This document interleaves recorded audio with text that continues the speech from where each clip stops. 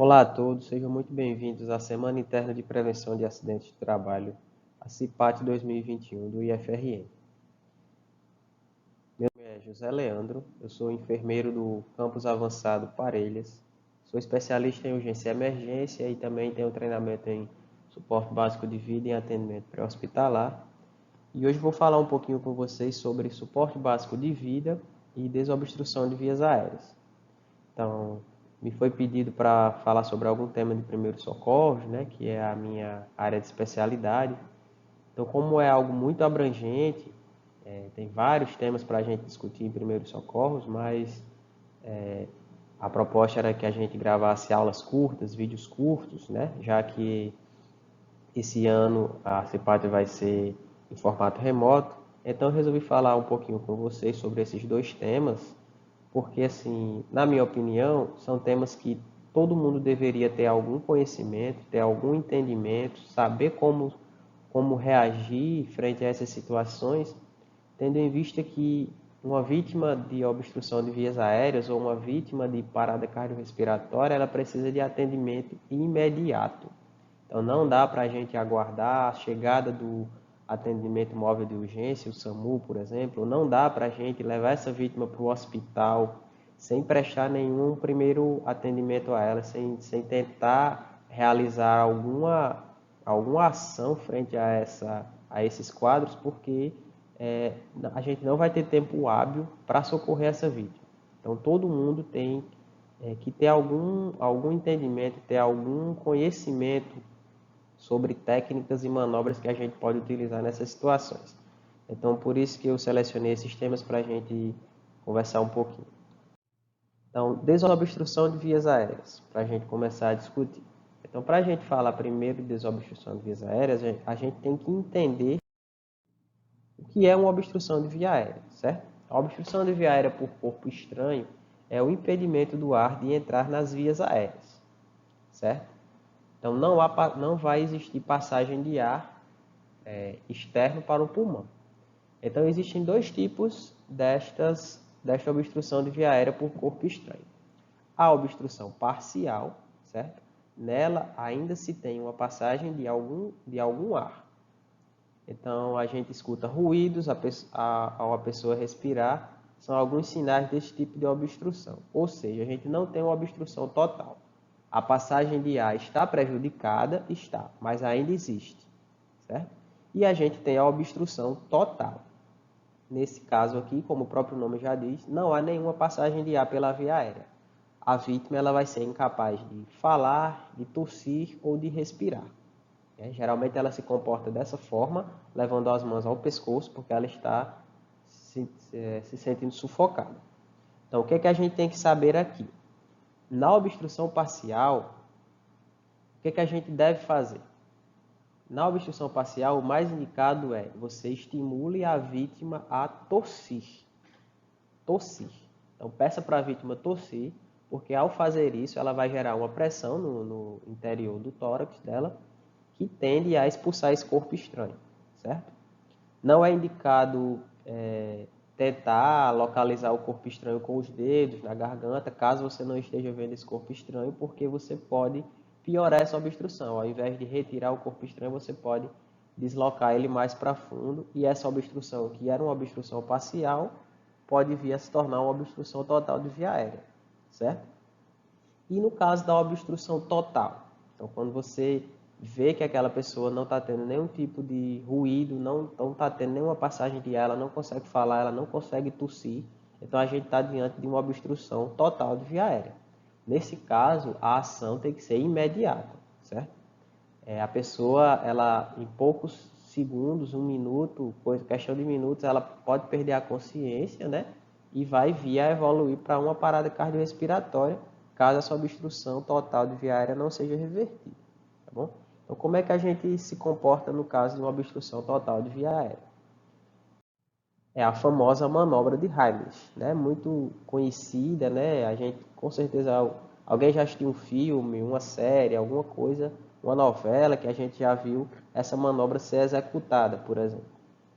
Então, a manobra de Heimlich, ela é a forma mais eficaz de a gente reverter uma obstrução total de via aérea.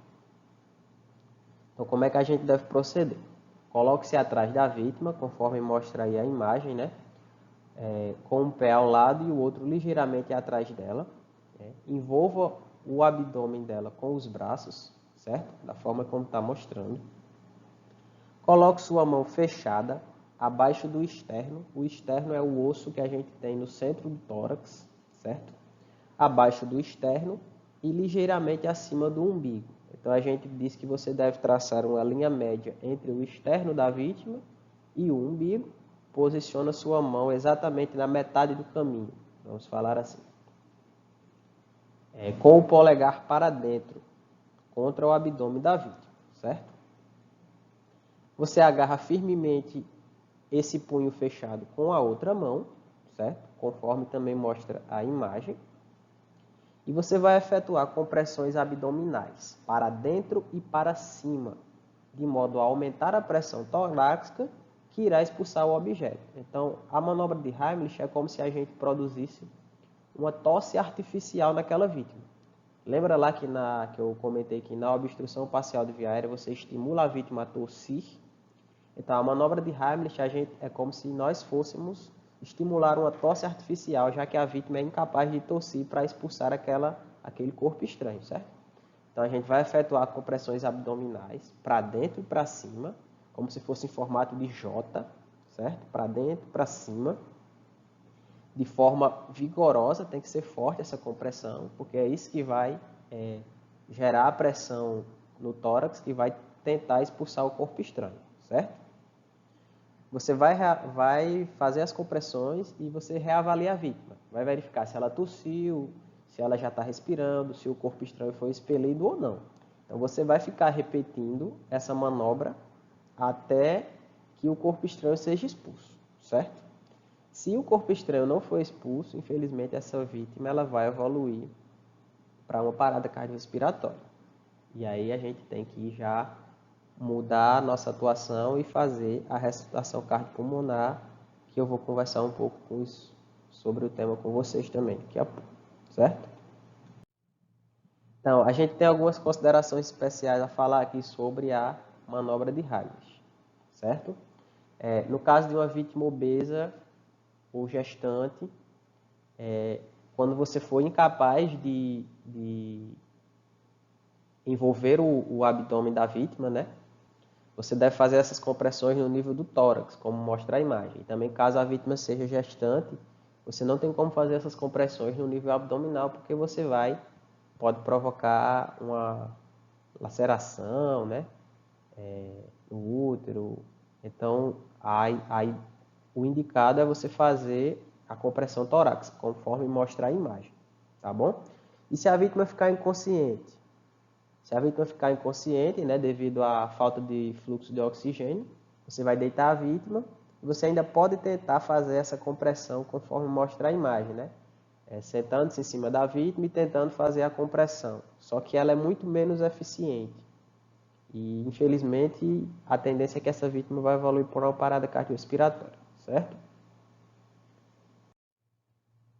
E a manobra de Heimlich em lactentes, em crianças pequenas, né? Geralmente crianças até 2 anos de idade. Como é que a gente faz essa manobra? Os casos de obstrução de via aérea por corpo estranho em crianças pequenas, infelizmente, são bem comuns, né? Elas levam objetos pequenos à boca e isso pode acontecer. Então, é interessante também que a gente esteja preparado para fazer essa manobra, caso seja necessário. Então, como é que a gente faz? Apoiar o bebê no braço, com a cabeça mais baixa que o corpo, tendo cuidado de manter a boca do bebê aberta. Aplicar 5 batidas com o calcanhar da mão nas costas do bebê, na região entre as escápulas. O calcanhar da mão seria essa parte aqui, né? O dorso da mão. 5 batidas, né, nas costas do bebê, na região entre as escápulas. Virar o bebê com a barriga para cima, mantendo a inclinação original e a boca dele aberta. E fazer 5 compressões no osso do peito da criança, o osso externo, lá que eu comentei no início, né? Bem no centro do tórax, 5 compressões com os 2 dedos, o dedo indicador e o dedo médio, certo? Logo abaixo da linha imaginária traçada entre os mamilos. repita esse ciclo até o bebê expelir o objeto. Então, conforme você vê na imagem, né? O bebê está apoiado no antebraço, está com a cabeça mais baixa que o tronco, né? E está sendo aplicadas as compressões nas costas, né? Entre as escápulas.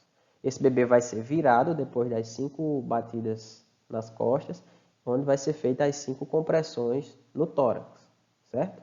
A imagem aí está mostrando que a socorrista ela está em pé com a criança, mas caso você precise se sentar também não tem problema. Às vezes é até melhor sentar, né? Apoia o bebê na perna, sempre tendo esse cuidado para manter o nível da boca abaixo do corpo e efetua as manobras, certo?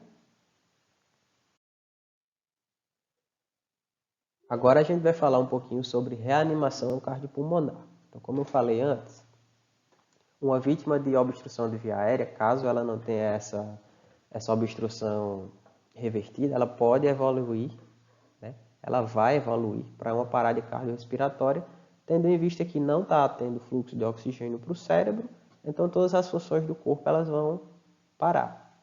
Com ela seria também a função cardiológica.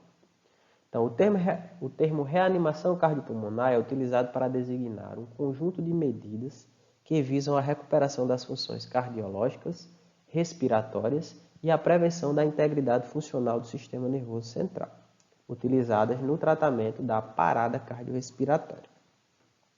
Certo? Então, a gente vai falar um pouquinho exatamente sobre quais são esses conjuntos de medidas que a gente pode utilizar, né? Caso a gente se depare com uma parada cardiorrespiratória. Então, antes de a gente falar das técnicas de reanimação propriamente ditas, é importante a gente entender que existem alguns tipos diferentes de parada cardiorrespiratória, certo? Então, são eles a assistolia e a atividade elétrica sem pulso. Essas duas formas de parada cardiorrespiratória, elas não necessitam do uso do desfibrilador. São tipos de paradas que a gente chama de não chocáveis. Elas não necessitam do choque, da desfibrilação, certo? A assistolia é uma parada da contração do músculo do coração, certo? E a atividade elétrica sem pulso, o impulso elétrico do coração ele está normal, só que por algum motivo o coração não está contraindo, certo? O nosso coração ele funciona mediante um impulso elétrico que é emitido para as fibras do músculo cardíaco e faz com que esse músculo cardíaco continue trabalhando, continue contraindo e relaxando e bombeando sangue pelo nosso corpo. Nesses dois tipos aqui de parada cardíaca não tem nada de errado, não tem nada de anormal com o impulso elétrico do coração. Por isso que elas não necessitam de desfibrilação, certo? Então, nesse caso aqui, a gente tem que fazer apenas as compressões torácicas, né? E as ventilações, certo? E a gente tem a fibrilação ventricular e a taquicardia ventricular. São os outros dois tipos de paradas cardiorrespiratórias. Nesses tipos aqui, a gente precisa obrigatoriamente da desfibrilação. São os ritmos que a gente chama de chocáveis, os tipos de paradas cardiorrespiratórias chocáveis. Então, nesses dois tipos de parada cardíaca, tem alguma coisa errada com o impulso elétrico do músculo cardíaco. O impulso elétrico do coração está com algum problema, está com alguma deficiência, certo? E por isso a gente vai precisar da desfibrilação para tentar fazer com que esse impulso elétrico ele volte ao normal e o coração volte a funcionar de maneira normal, certo? E, infelizmente, a maioria das paradas cardiorrespiratórias que acontecem nos ambientes extra-hospitalares, ou seja, fora do hospital, né, são desses dois tipos. Por isso que é muito importante que os ambientes onde tem grande circulação de pessoas, eles tenham um desfibrilador externo automático pronto para ser utilizado. Então, por exemplo, shoppings, teatros, aeroportos, rodoviárias, escolas também, né? Que no nosso IFRN, acredito que muitos dos campi têm o desfibrilador externo, certo? Porque eles são imprescindíveis no atendimento da parada cardiorrespiratória, principalmente nas que acontecem fora do ambiente hospitalar, porque a maioria delas, quase 90% delas, acontece ou por fibrilação ventricular ou por taquicardia ventricular, sendo obrigatoriamente necessário o uso da desfibrilação para que essa parada seja revertida, certo? Então, o atendimento à PCR, a parada cardiorrespiratória, ele deve responder essa cadeia de sobrevivência, né, que é preconizada pela Associação Americana de Cardiologia, né, que é o acionamento do serviço médico de emergência, né, deve ser a primeira coisa a ser feita, uma RCP de alta qualidade, com foco nas compressões torácicas de qualidade, né, a desfibrilação rápida, e a chegada do atendimento móvel, né, que vai encaminhar essa pessoa para o hospital, para os cuidados no hospital, até a recuperação, certo? Então, me deparei com uma vítima de parada cardiorrespiratória, o que é que eu tenho que fazer primeiro? Aciono o serviço móvel de urgência ou peço para alguém fazer isso, certo? Caso eu esteja sozinho, o que é que eu posso fazer? Vou até a vítima, coloco meu celular no Viva Voz, ligo o 92, né, para o SAMU e vou fazendo a manobra de ressuscitação enquanto eu já estou falando também com o serviço de urgência, porque essa pessoa vai precisar de atendimento hospitalar o mais rápido possível, certo? Caso eu não esteja sozinho, sou capacitado para fazer ressuscitação cardiopulmonar, peço para alguém ligar para o serviço móvel de urgência e vou para as compressões, certo? Mas e aí? Como é que a gente... antes da gente partir para as compressões propriamente ditas, partir para as manobras de ressuscitação cardiopulmonar, a gente tem que saber reconhecer uma parada cardiorrespiratória, certo? Nem toda pessoa que está inconsciente, nem toda pessoa que perdeu a consciência, né, ela está em parada cardiorrespiratória. Ela pode ter tido um simples desmaio, por exemplo, certo? Ela pode ter perdido a consciência por outras questões, outros motivos que não sejam uma parada cardiorrespiratória. Então, como é que eu sei que aquela vítima, que aquela pessoa está tendo uma parada cardiorrespiratória? Então, são 3 coisas que eu tenho que responder. A vítima está inconsciente, certo? A vítima não tem pulso e a vítima não está respirando, certo? Então, isso é o que vai caracterizar uma parada cardiorrespiratória.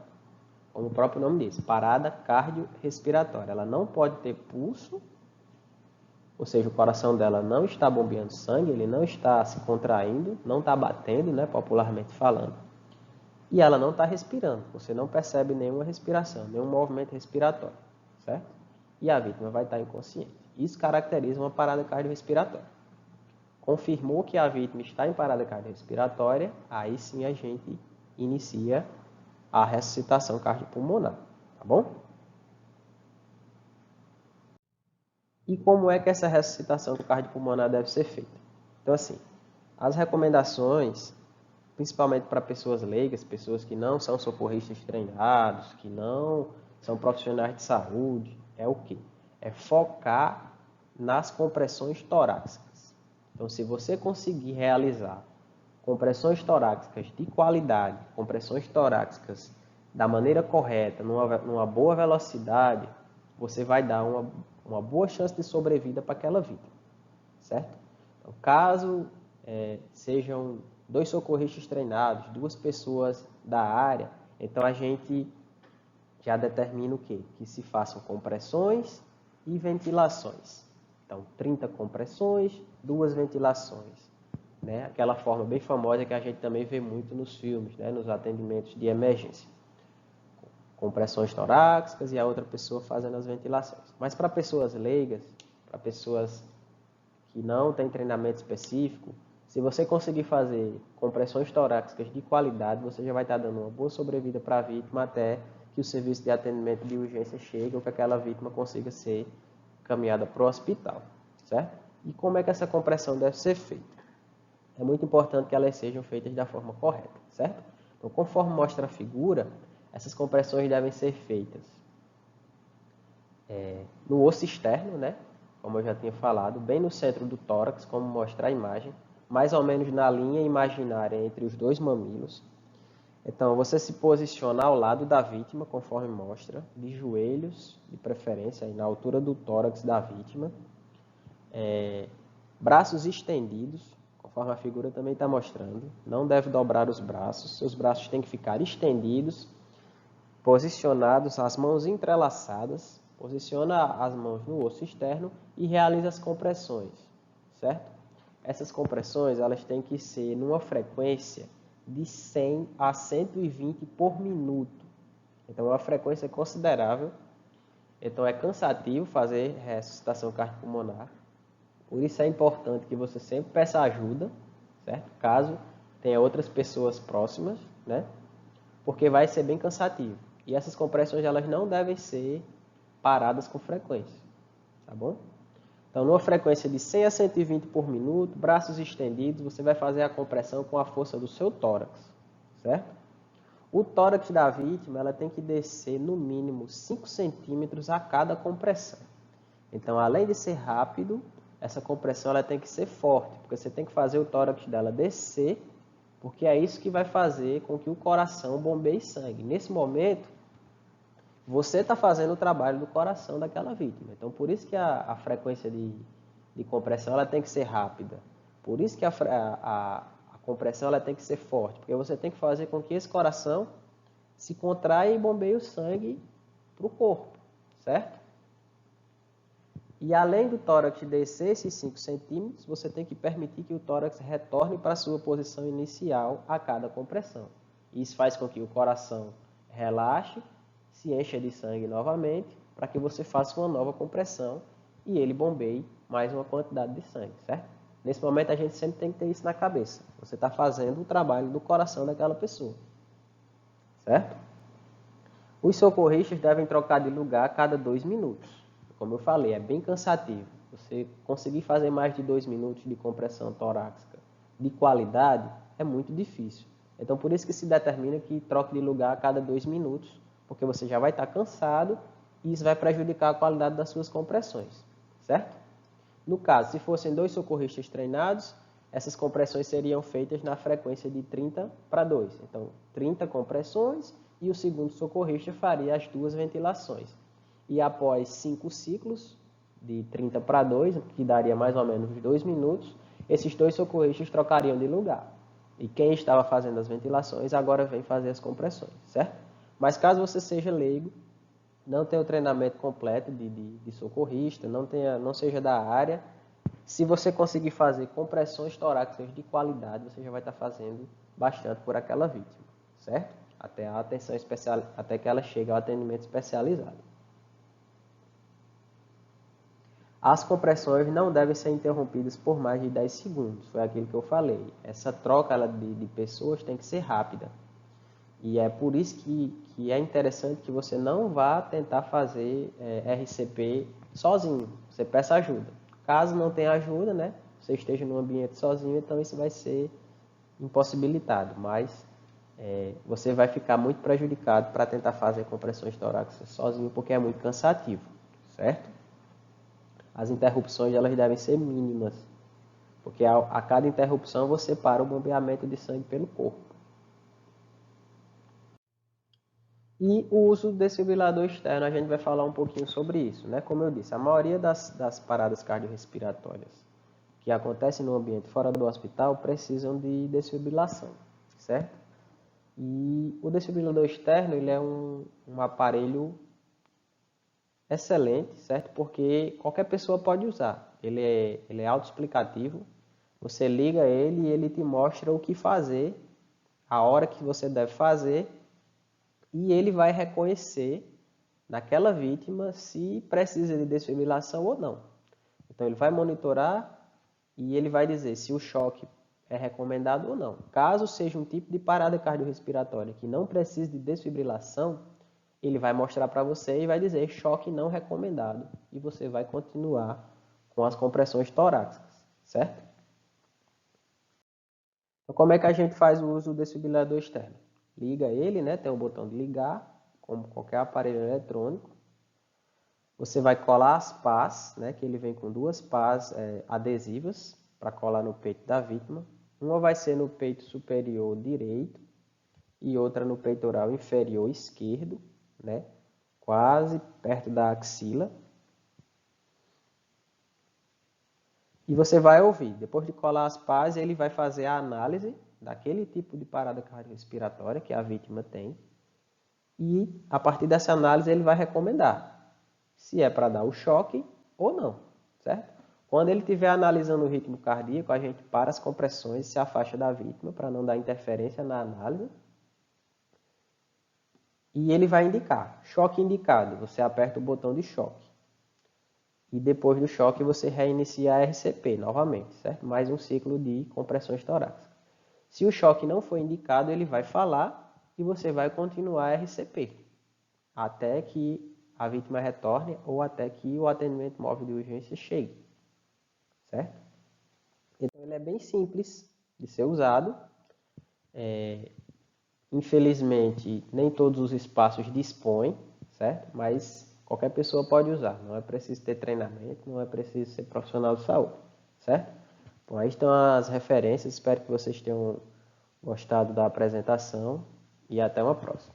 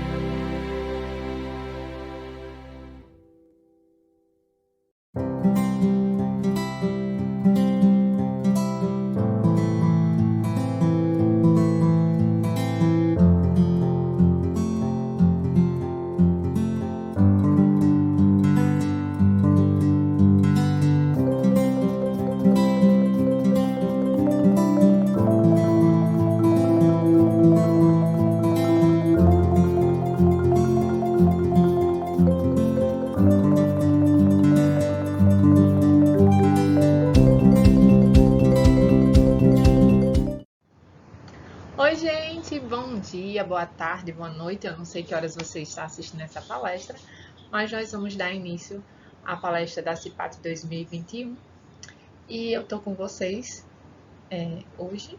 Eu me chamo Louise, sou técnica em segurança do trabalho e servidora do campus de Ceará Mirim e vou falar um pouquinho para vocês sobre medos, tá bom? Vamos começar?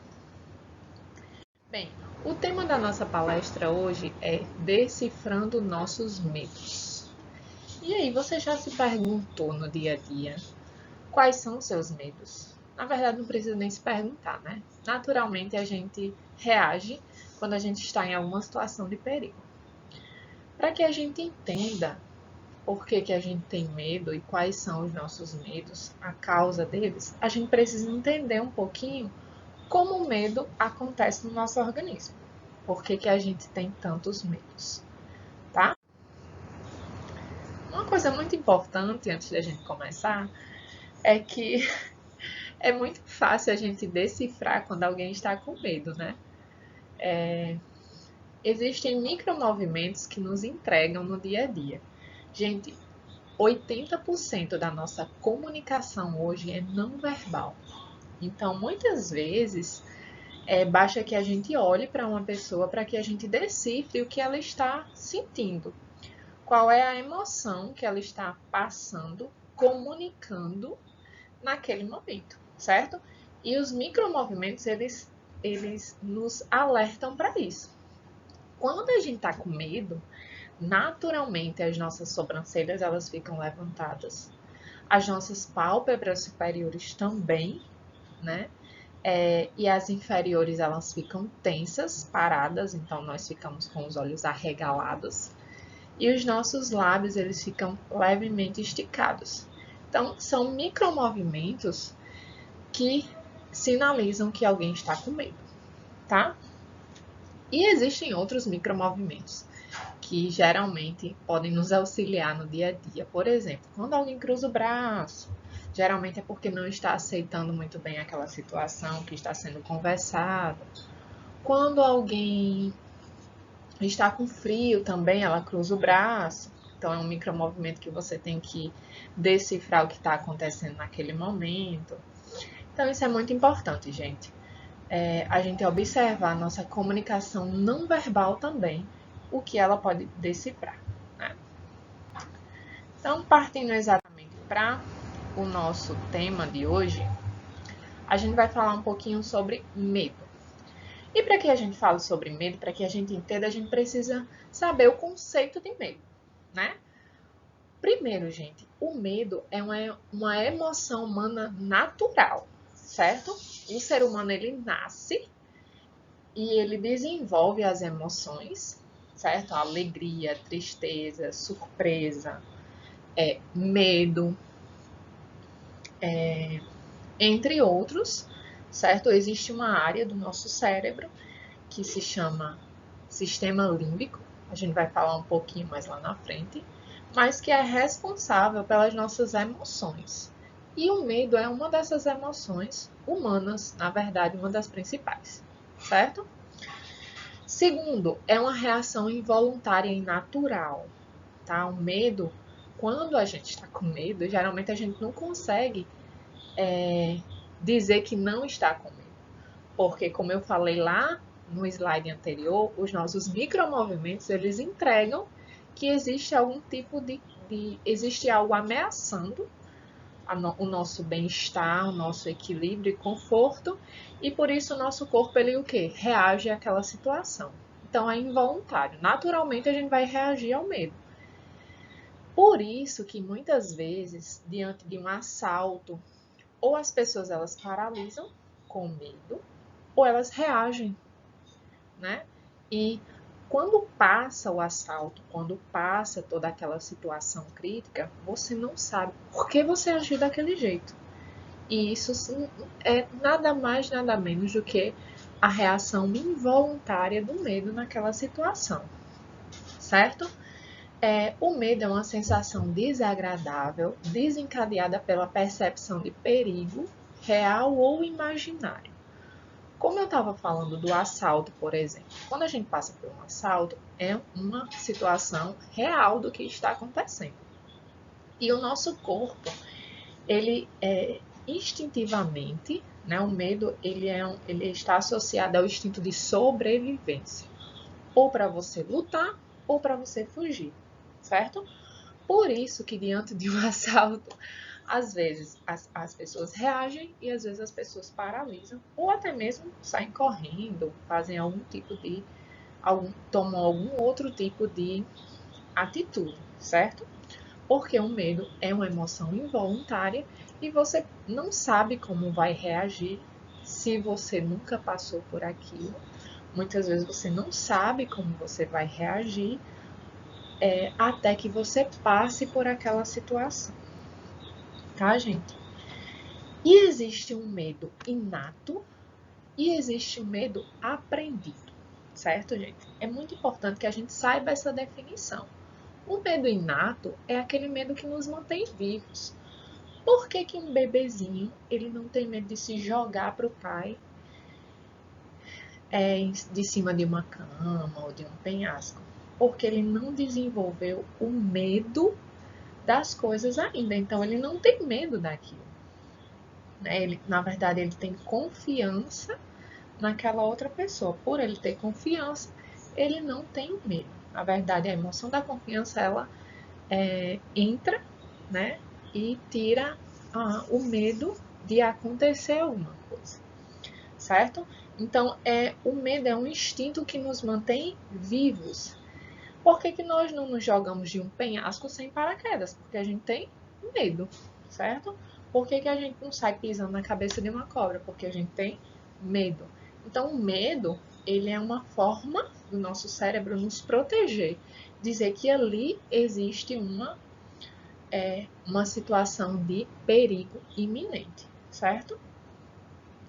Esse é o medo inato, é um medo que a gente nasce com ele. E existe o medo aprendido. Quando a gente é criança, geralmente o que é que o pai faz? Olha, não fale com estranhos, viu? Porque existe muito risco, ele pode lhe raptar, ele pode...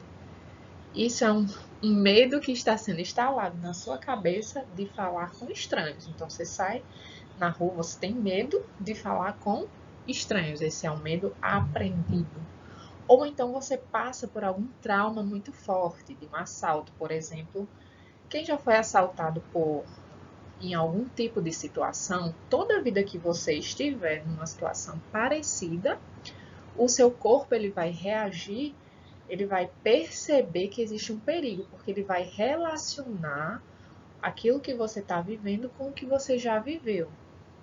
E como é uma sensação ruim, o seu cérebro ele quer lhe proteger. Então, naturalmente, ele vai fazer o quê? Ele vai lhe colocar em situação de medo para que o seu instinto de sobrevivência ele seja ativado. E aí você tome algum tipo de atitude, ou de luta ou de fuga. E é muito interessante também, gente, porque quando a gente está com medo, o nosso coração ele fica acelerado, a nossa circulação ela fica mais acelerada. E isso é o que? É o nosso corpo reagindo para uma ou luta ou fuga, certo? Então, o nosso corpo ele é preparado diante da percepção do medo, certo? Ou pelos olhos, ou pelo ouvido, ou pelo cheiro, ou por você sentir o gosto de alguma coisa, ou até mesmo por você ouvir alguma coisa e sua pele lembrar, sentir aquela sensação, certo? É muito importante a gente lembrar nessa hora que nós somos seres que o nosso cérebro ele percebe o mundo de cinco formas, né? Na verdade 6. Ou ele vai imaginar, ou ele vai ouvir, ou ele vai ver, ou ele vai sentir o cheiro, ou ele vai sentir o gosto, ou ele vai sentir o quê? A sensação. Certo? Não, essas são as formas do nosso corpo perceber o que está acontecendo ao nosso redor. E é dessa forma que a gente vai ativar o medo na gente. Por exemplo, quando a gente, de alguma maneira, já foi assaltado por moto, toda a vida que você tiver saindo ou ouvindo, pelo menos por um tempo, sempre que você ouvir o som da moto, você vai ligar a que vai acontecer alguma coisa. Isso é muito comum de acontecer, certo? Tá bom? Então, esse é o medo aprendido. Ele é consequência das experiências que a gente tem ou do que a gente ouve, né, no dia a dia daquelas pessoas que são referências para nós. Tá bom? Vamos para frente. É importante também, gente, que a gente entenda a fisiologia do medo, certo? Como eu falei para vocês, o medo ele é ativado lá no sistema límbico. O sistema límbico é uma parte do nosso cérebro que controla as nossas emoções, certo? A raiva, o medo, a alegria, a tristeza. E esse sistema límbico, ele também é responsável pelo aprendizado e pela memória. Por isso que, quando a gente passa por uma situação de risco, naturalmente é instalada uma memória de medo diante daquela situação. E geralmente ela fica marcadinha ali no nosso cérebro. E sempre que a gente passa por uma situação parecida, o nosso cérebro ele vai reagir da mesma maneira, né? Ativando o nosso sistema de luta-fuga. Identificando que naquele meio existe alguma coisa, algo de perigoso para a sua vida, né? Aquele velho instinto de sobrevivência, tá bom? A amígdala, pessoal, é uma região do cérebro, do sistema límbico, que recebe essa informação, certo? E o que é que acontece? Quando ela recebe, logo é ativada a produção e eliminação de substâncias do nosso corpo.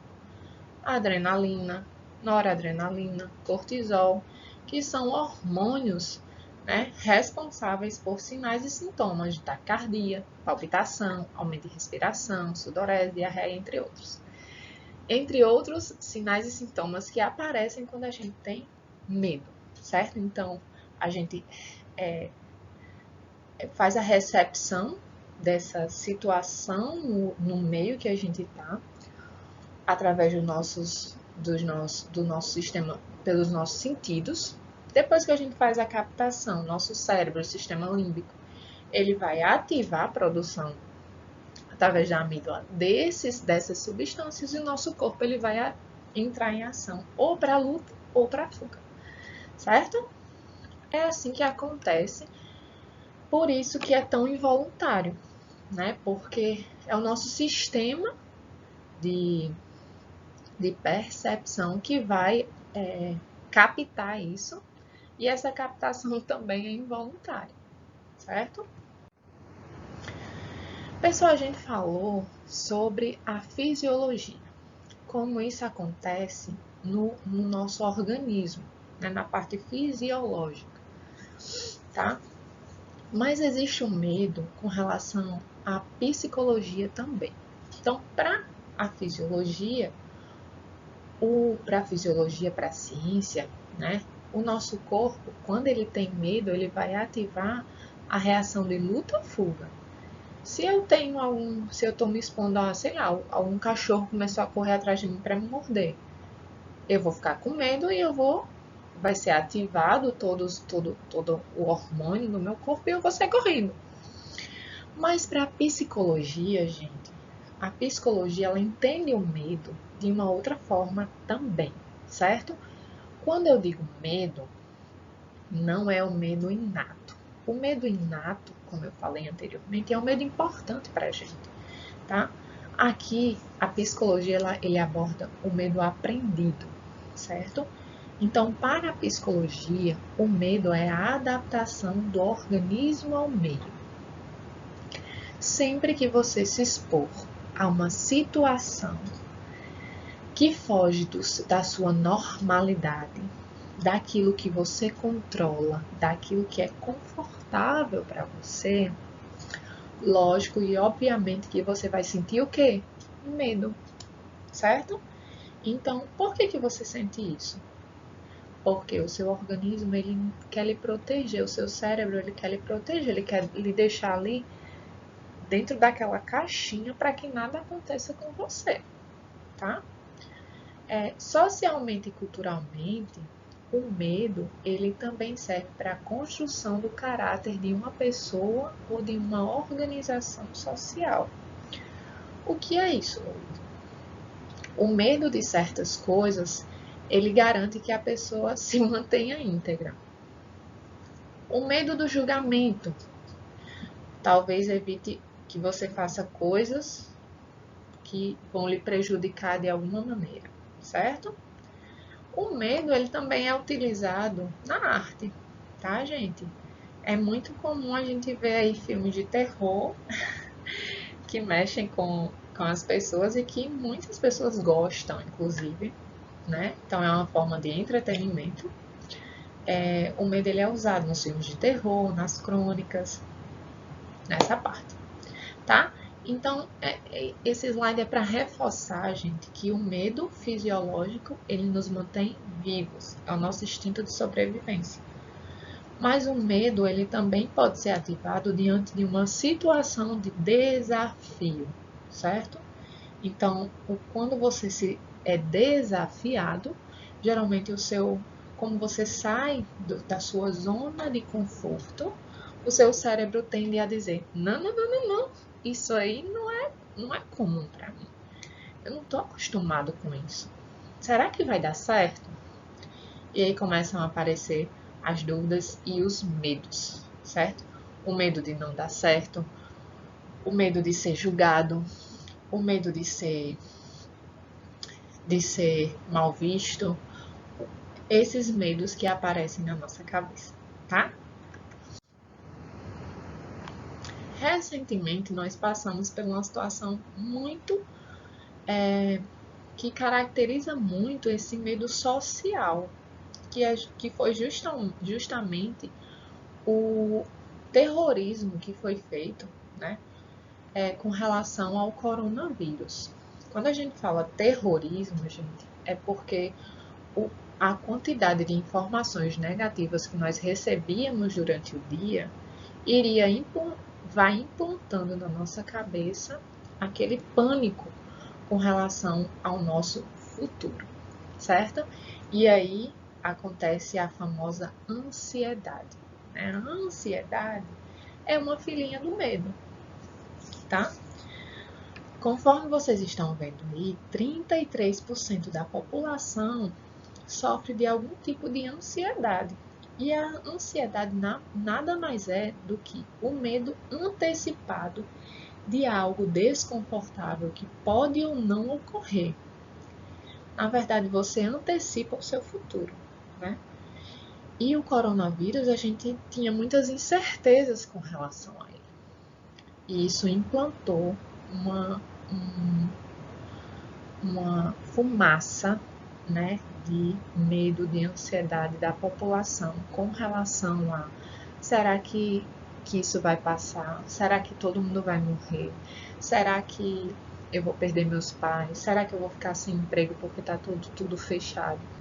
Então, foi uma série, né, de coisas que poderiam ou não acontecer que acabou trazendo essa fumaça de medo que existiu quando a gente se deparou com essa pandemia, né, que ainda está sendo controlada, mas que houve um desgaste emocional muito grande nas pessoas pelas incertezas que foram geradas. Certo, pessoal? Então a gente precisa ter um certo cuidado com o que a gente alimenta diariamente, né? Como a gente alimenta a nossa mente. Se você acorda, se você vai para a televisão, se você vai para o celular, se você o dia todo está escutando e alimentando a sua mente com coisas negativas, obviamente que a sua mente ela vai absorver isso, né? E se você não tiver blindado de alguma forma aqui, o que vai acontecer? Ansiedade, medo e outros tipos de coisas que podem vir a acontecer e a serem desenvolvidas. Tá? Então a gente precisa ter cuidado pela forma que a gente alimenta a nossa mente. porque isso pode ser definitivo para que a gente desenvolva ou não algum tipo de fobia, algum tipo de medo, que isso se agrave e acabe se tornando uma doença. Nunca esqueça, gente, que o nosso cérebro, ele percebe o mundo, como eu falei, reforçando, pelo que a gente vê, sente o cheiro, come, ouve, sente do ambiente, tá? Então, é assim que o cérebro vê. Então, tudo que a gente ouve, vê, está formando o que serão os nossos pensamentos, tá? Por isso que é tão importante a gente manter uma mentalidade positiva nessas situações e se alimentar de coisas que vão nos fazer bem também, certo? Pessoal, quais são os nossos maiores medos? Tá? Agora falando psicologicamente. Primeiro, quando eu falo dos medos, são os medos que foram instalados na gente pelas nossas experiências e crenças, pelo nosso filtro cognitivo, como eu falei para você. O filtro cognitivo são justamente a forma como a gente percebe o mundo, tá? Então, os maiores medos da humanidade, na verdade, os 7 maiores medos, são esses que eu coloquei aí para vocês. Medo da morte, medo de falar em público. Gente, voltando aqui para o medo da morte, muitas vezes a gente não tem medo de morrer, a gente tem medo de não ter aproveitado bem a vida, certo? Pode ter certeza que quando a gente aproveita bem a vida, geralmente a gente tem medo de morrer, porque a gente está vivendo o dia a dia de forma que a gente realmente quer viver, certo? E isso é perceptível por quê? Porque estudos indicam que a maioria dos jovens, diante dessa pandemia, eram os jovens que tinham mais medo de morrer, de se contaminar, de ficar sem emprego. Os idosos, que eram os principais, que era o público mais vulnerável, não estavam com muito medo. É como se eles já tivessem vivido o que tinham que viver. Né? Claro que existe o medo, mas o medo maior é daquelas pessoas que ainda tinham uma vida pela frente. E como isso iria afetar, né? O medo de falar em público, que é um medo geral, gente. A maioria das pessoas tem esse medo. Mas muitas vezes não é o medo de falar em público, é o medo de ser julgado, é o medo de errar, certo? Aquelas pessoas que são muito metódicas, né? Ou existem metódica, ou então perfeccionistas, que elas têm medo de errar, ou elas fazem com muita perfeição. Então, geralmente esses medos, pessoal, eles escondem algo por trás, tá? Quando eu falei do medo da morte, não é o medo da morte, é o medo da vida, não ter vivido. O medo de falar em público, geralmente não é o medo de falar em público, é o medo de você falar algo e não ser aceito, é o medo de você expor sua opinião e não ser bem aceito, é o medo de você ser julgado de alguma maneira, tá? Medo de altura, medo de sangue, de insetos, medo do escuro. Esse medo do escuro é muito engraçado, porque é como se fosse um bloqueio que a gente vai instalando na mente quando a gente é criança, viu, gente? De quê? Olha, vai dormir, senão o bicho papão vai lhe pegar. E isso vai entrando no nosso inconsciente. E o bicho papão, ele tá onde? Ele tá no escuro, né? Ele tá em lugares tenebrosos, onde não existe luz. Então, o medo do escuro, ele acaba sendo instalado inconscientemente na nossa memória. Esse receio de estar no escuro. A claustrofobia, que é o medo de lugares fechados. Geralmente, esse medo de lugares fechados é por algum tipo de ansiedade que você está tendo, ou ainda, gente, porque você passou por alguma situação em lugar fechado que não foi agradável. Por muito tempo eu fiquei com uma certa claustrofobia, né, de elevadores. Tá? Esses lugares fechados são elevadores, lugares pequenos, coisas dessa natureza. E até hoje, certos lugares eu não gosto muito de estar. E eu procurando, né, vendo por que eu fiquei com isso. E eu passei por um momento, por um susto, na verdade, no elevador. Eu estava indo visitar uma amiga que tinha ganhado bebê e estava eu e mais umas 5 pessoas. Entramos no elevador e eu simplesmente, o elevador subia, não abria, descia, não abria. E aquilo foi me dando uma ansiedade, uma coisa, pronto, o elevador não vai abrir, não vai abrir. E o pessoal brincando, pulando, e eu estava extremamente sufocada. Depois dali, ficou instalado na minha mente, principalmente na hora de parar, quando o elevador parava, eu morria de medo que não abrissem a porta, né? Então aquilo foi o quê? Foi um gatilho que ativou a claustrofobia em mim. E o que é que eu fazia? Eu enfrentava, né? Sempre que eu tinha que subir, até porque às vezes quando eu ia para lugares que eu precisava subir 10 andares, eu não ia de escada. Eu vou de elevador e quando eu entrava eu ficava pensando em outra coisa, eu botava uma música, né? Até que chegasse lá. Ficava com medo, morrendo de medo, mas eu enfrentava, tá? E é isso, tá bom? Então esses são os maiores medos da humanidade. Quando a gente fala de filtros cognitivos, aqueles medos que são aprendidos, que são resultado das nossas experiências e das nossas crenças do dia a dia, tá? E da nossa história. E assim, pessoal, como lidar com nossos medos, tá? Para que a gente, o medo inato, é muito bom que a gente tenha, porque ele vai nos proteger. Ele vai fazer com que a gente tenha uma certa cautela no dia a dia, com que a gente tenha prudência no nosso dia a dia, tá? Mas o medo aprendido, aquele medo que lhe impede de fazer algo que é importante para você, por exemplo, o medo de falar em público, o medo de enfrentar um novo desafio de trabalho, o medo de expor a sua opinião, esses medos que lhe impedem de ir para frente, tá? Para que a gente lide com isso, para que a gente avance, a gente precisa ressignificá-lo dentro da gente, certo? Que é o que eu chamei aí de reestruturação cognitiva para superar o medo. A gente precisa primeiramente detectar os pensamentos automáticos e as crenças irracionais que são disparados quando você tem esse medo. Quando eu digo que eu vou falar em público, e eu morro de medo de falar em público, né? Então eu vou entrar em pânico quando disser que você vai ter que falar em público. Eu vou entrar em pânico. Eu estou dando um exemplo, tá, pessoal?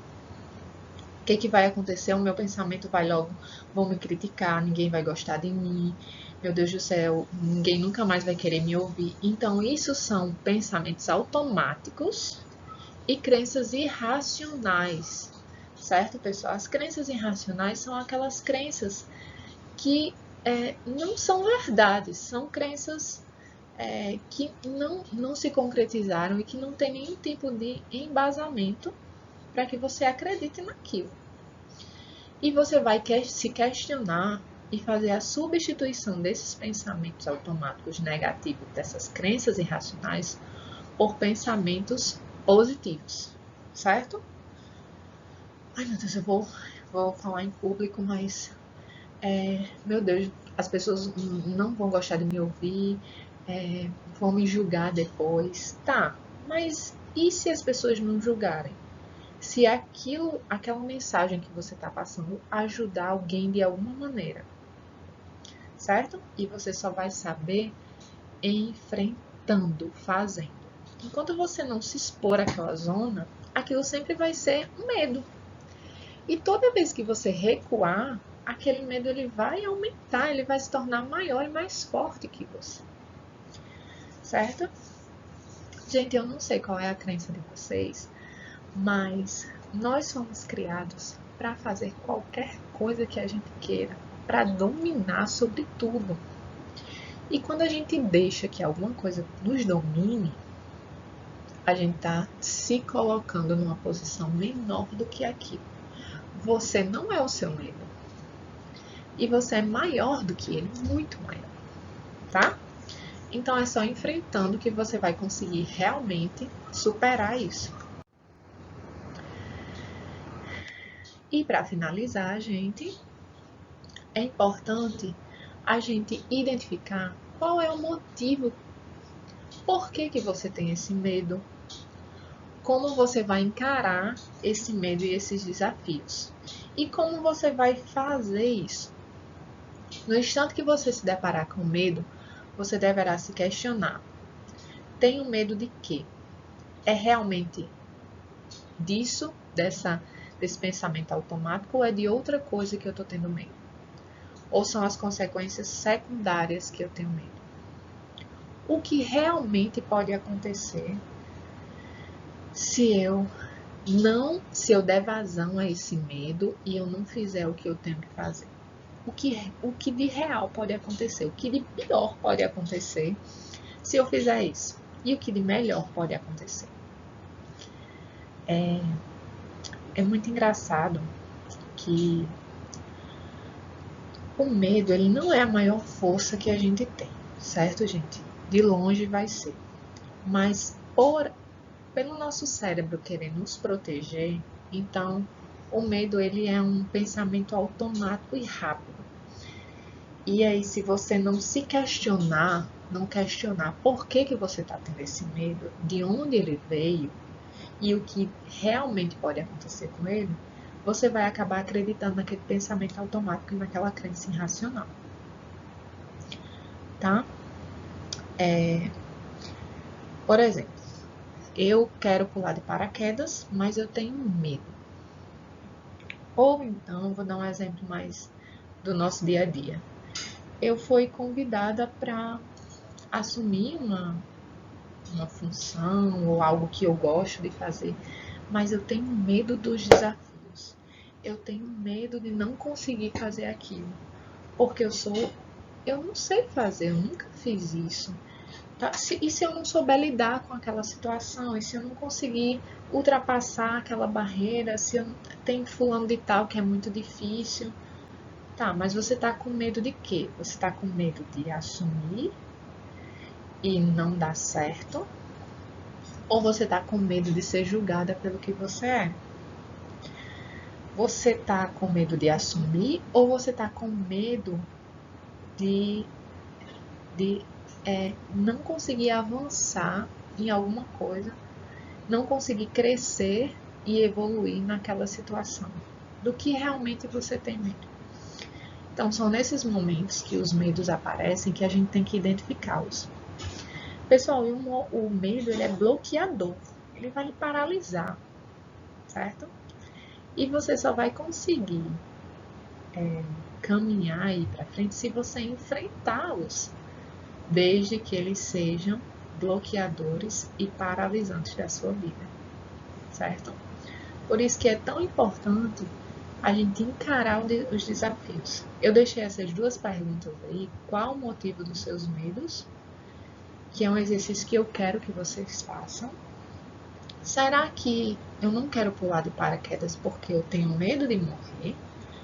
Ou porque eu não quero me expor àquela situação?